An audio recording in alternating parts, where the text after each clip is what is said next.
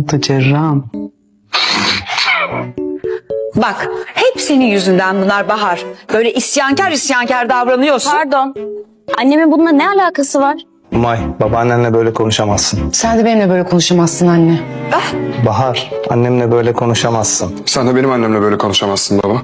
O zaman kimse kimseyle konuşmasın. Herkes odasına. Ben dayanamayacağım. Allah yanım. Ana. Allah. Ay ödüm koptu. Sordun mu kızın nerede diye? Sormadım. Kendine gelmesini bekliyorum herhalde Timur. Timur. Öf. Sen şimdi nane yemedin mi? Bot kırarsanız vallahi rezil oluruz ha. Sen baba.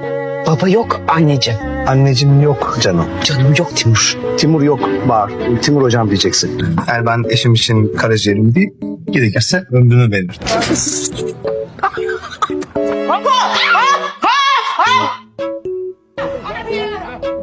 Mararla barbar, merelle berber, mırıllı bır bır, mirilli bir bir. Morallı bol bol, merelle berber.